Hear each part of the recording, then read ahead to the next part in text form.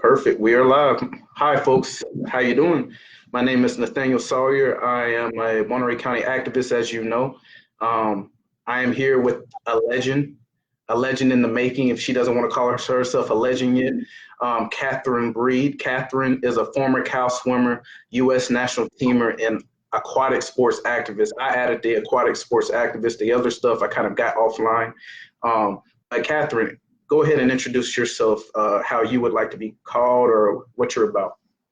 Yeah, Catherine. I grew up swimming, grew up in the Bay Area, went to Cal Berkeley, where I was on the swim team there, studied biology. During my time there, I was really, really involved in the community, specifically the Boys and Girls Club of West Oakland. I would drive out there every Wednesday on my scooter with my pink helmet and volunteer. And since then, I've kind of carried that.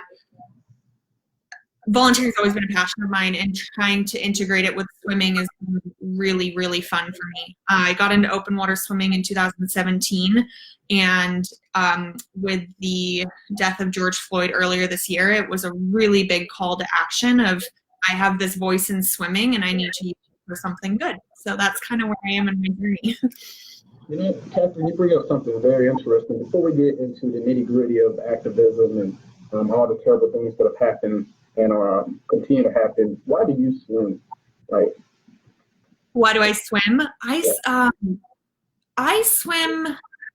I love the water. For me, water's always been my safe space. When I was a kid, home wasn't always safe. So for me, swim practice was where I could go and shut off, and I could work everything out in the water. The phones are off, the people aren't talking to me, I'm just working hard. And so for me, water's been what makes everything okay. And the ocean is like that too. I mean, you're out there and you're vulnerable, and you're just reminded how small you are, and in a good way, that, and it's very freeing. Catherine, you swim 25 miles in water. Yeah. Woman, I'm just being real. Come on, you did that thing. Come on, like that was amazing. That far, I can't run that far. Man, I'm just saying though that not a lot of people will just say wake up one day. Even people that are swimmers, they're like, you know what? I'm going to go out into the ocean and I'm going to swim for. You did it for a cause, but just separate that you swam it though. You did it. And that sounds scary to some people. Like, were you scared, or like, what was that? What did it feel like? Tell us the experience of that. Yeah, it was terrifying. For one, I wanted to swim it because it's there to do, right? It's like people climb Everest because Everest is there to climb. It's this challenge of how tough am I mentally? How tough am I physically?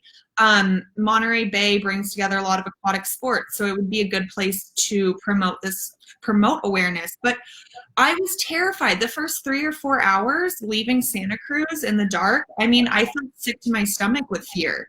But I don't know. I mean, there's fears that are worth stopping for, and then there's fears that are worth pushing through. Do you believe there is diversity in aquatic sports? We've talked off and on, and you are a huge advocate in bringing black and brown people into aquatic sports. Do you believe there's diversity? Yeah, I get asked this question often. No, I don't. I think I don't think there's diversity in aquatics at the amount it should be. And when I say aquatics, I'm talking all aquatic sports. I'm not just talking swimming. I'm talking water polo, surfing, diving, fishing, swimming. It's all of it. No, I don't think there is diversity. Why do you feel called to raise awareness for diversity in aquatic sports? Like, why you? Say that again? Why do you feel called to raise awareness in your field? Yeah, I feel called because of what swimming's given to me. Swimming is my wheelhouse, right? It is my passion, and within that passion, I feel compelled to give back a little bit of what I've gotten out of swimming. And like I mentioned, the water has always been my safe space. So that's one aspect of it. I want everyone to have the opportunity to experience that joy that I get from it. But the flip side, and it's equal 50-50, is drowning awareness. Black and brown children drown at rates so much higher than white children, and that needs to be addressed. When I volunteered with the Boys and Girls Club, it was 4 years I've spent with them, and we could never get access to a pool. It was so hard. I'm like, we're in California. It shouldn't be that hard. So that, yeah, I think drowning prevention and enjoyment of the water. The water is a very healthy place to be. Wallace Nichols, he's actually a local Santa Cruz author. He wrote a book called Blue Mind, and it's about how the water affects us. And he has this quote I pulled up, and it's interdependency with the natural world that goes beyond ecosystems, biodiversity, or economic benefits. Our neurons and the water need each other. And it's just like people need water. Cultures, Africans have been in water forever. And it's about bringing people back to water. Man, that's powerful what you just said. You make it sound so therapeutic. And honestly, as an African-American man, I'm ashamed that I don't have that connection to water like I should. Like, although, yes, we're surrounded by water here in California, but also when I was in the South in Alabama, we were surrounded by lakes, rivers, all kinds of things. And yes, I was in the water per se, but I didn't feel like I was taught to. No one really taught me how to swim. I learned how to run. I learned how to play football and basketball and wrestling. But for some reason, aquatic sports isn't as popular in my community, and I don't know why. That's really something that we should talk about and have people like you show us why it's therapeutic, but also an amazing athletic event. Like, yeah. I think that aquatic, like what you just did, should have been on CNN, Fox, all the different platforms that hate each other, but this is the stuff that we need to be talking about. If we're really truly going to bring diversity, we need to bring diversity in the things that matter. And I truly believe that aquatic sports is one of those things that matter, and Black and brown people should be in it. Yeah. What will it take to get diversity in aquatic sports, in your opinion? Yeah, I think that needs to be tackled, and it is by diversity in aquatics, the program. The founder is Dr. Sean Anderson, Jason Jackson, Miriam Lynch is the CEO. There's Najee Ali, Charles Chapman, Alice Deering. These are all swimmers and activists. They're working really hard at that. So they're taking care of that piece. I think another piece that needs to be addressed is the stereotype effect, and that it's. I watched the film Blacks Can't Swim by Edakura, and it addresses the stereotype effect of I'll put it back in myself. So when I was in college as a college athlete, I tutored other college athletes, and they taught us how college athletes go into these classes with the stereotype put on them that they're not as good of students. So as the tutors, we had to address that stereotype. So a stereotype effect is someone's already going into something thinking they can't do it, or they shouldn't do it, or they won't be as good. So that needs to be addressed by young Black and brown children seeing adult mentors that are doing these things. So Simone Manuel or Leah Neal or Lynn Jones, those are amazing mentors. And then I think the third piece is it's really hard to talk about this as a white person. And I think, it's our job right now. We need to be helping and learning, and I'm not going to get this right. But I need to be someone who is speaking up for this, because this is my community. I learned something new this weekend, and like a new activity. And I was thinking the fear of not being good when you start, fear of not, when you start something, you're like, oh, I'm going to suck at this, so I don't want to do it. That fear isn't a valid fear. And that can play into everything. Like, I'm new to being an activist for diversity in aquatics. I've always been passionate about it, but speaking out about it is new to me, and I'm so scared. But I think it's getting over that. So those are the three pieces: having the programs, getting over the stereotype effect, and then having people in the community speaking up. Maybe you're access, and we need access and money. Well, you know, you're already starting that, just using your voice and your platform, you know. I appreciate you talking about this, because if you didn't, who would, you know? Of course, there's somebody out there doing it, but I don't know who is in this county, in this community, talking about what you're talking about. So my next question is it hard as a Caucasian person to advocate for Black and brown people in the world of aquatic sports? And tell us about it. Like, really be honest. Like, what is the feeling? So No, I will be. I mean, to be honest, like right now, I can feel myself getting like warm because I'm clearly very passionate about this. I can feel myself talking like I am, but I was reflecting on this question. In college, I took an African American studies class, and the teacher asked us on the first day of class, she asked, like, it was a question along the lines of, why is it hard to talk about race, or can everyone talk about race? And I can't hide my facial expressions, so I was in the back kind of shaking my head. And of course, she calls me out in front of the entire class. And I'm one of like 2 white people in this class, right? And my answer was, because I'm white. And this was 8 years ago. That's no longer a valid reason to not talk about race. You know, it's no longer acceptable to say I'm uncomfortable talking about race because I'm white. So to answer your question, like being a Caucasian woman, yeah, it's totally uncomfortable. But I think it's really important because it takes everyone. This is a global movement. People are saying enough is enough. And Black and brown people have been fighting this forever. And it's time for Caucasian people within their wheelhouses to fight that. You know, there's trail runners doing it. There's rock climbers. Mine is swimming. That's my wheelhouse. And so I'm going to stay in my lane, but I'm going to promote diversity within what I know. Does that answer your question? Yes, it does. And I would say never stay in your lane. Your lane will be, in your mind, swimming, but I guarantee you that you never know what your lane will be tomorrow.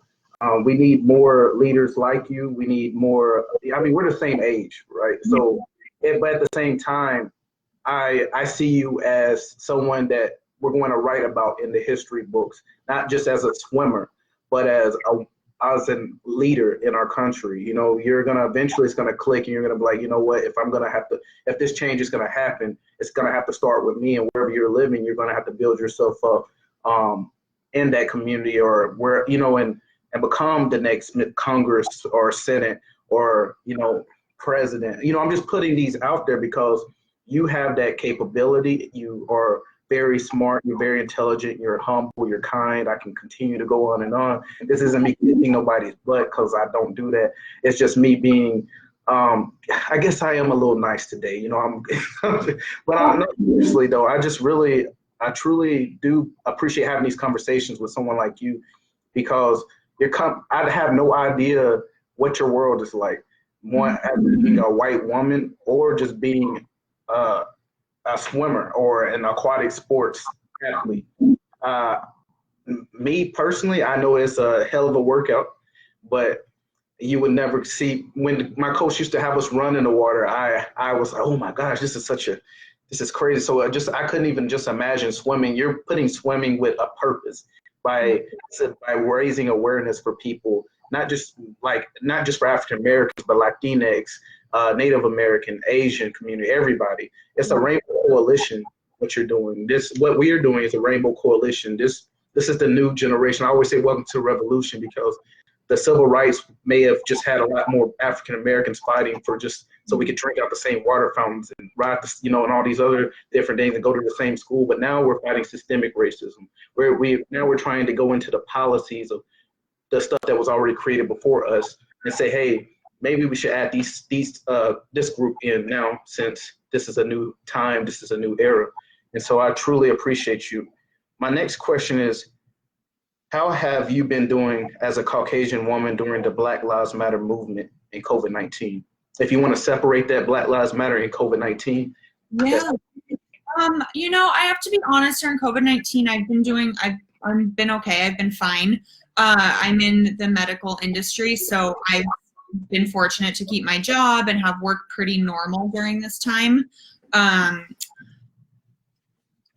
During Black Lives Matter, I think for me, the beginning of it, when I was organizing the swim out, I was exhausted. I was ending the day emotionally drained. And then after a few of these days, I took a step back and I'm like, wait. I've been like really, really working and focusing on this for like a month, and I'm tired. I can't imagine how like you felt, and that was a moment in my brain of, oh, okay, yeah, this is worth it, and I think that if you're uncomfortable and you're having that emotional, mental exhaustion, it means you're growing, right? It means and so I think that's a good thing. And I've actually had an incredible community, and we've been supporting each other. So the Dolphin Club, which is my open water swimming club, we've been working since the swim out. I have a race and reflection group. So every 2 weeks we sit and talk about something to do with race and reflection, whether it's a book we've read, something we saw in the news, a personal experience. And then the Dolphin Club, we're forming a people and culture committee. So it's kind of like a DEI committee, diversity, equity, and inclusion, to work on making the club more welcoming, hold members accountable for their actions, and to make the club more diverse. So it's been awesome, but it has been exhausting, but in a good way, in a way that I know good things are going to come from it. Maybe not in my lifetime, but this is a long journey.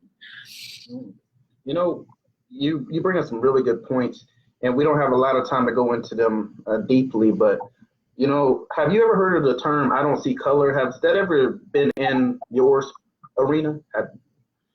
Yeah, no, not in anyone I've interacted with, but I have heard it. Yeah.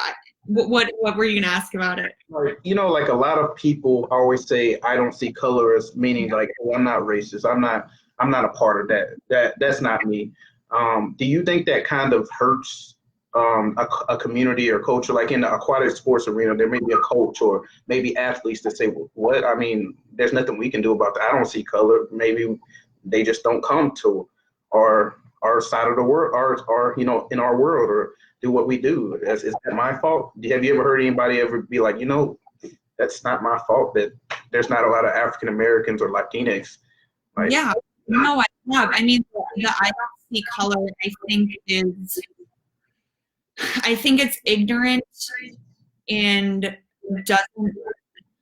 it's a disservice to other cultures and people that want to get involved in swimming, or involved in anything. And I think we need to celebrate that people are different, acknowledge that these sports are not diverse, and start bringing in different people to the sports. And when we're talking diversity, I mean, it's not just skin color we're talking about, right? Like I'm talking about like, what's your sexual orientation? Like, how do we get trans members of our community to be comfortable in locker rooms? How do we get more mentally and physically disabled swimmers or athletes joining different sports? Like diversity is a very broad term. And so I think it's important to think about it holistically. Is that fair? I like that.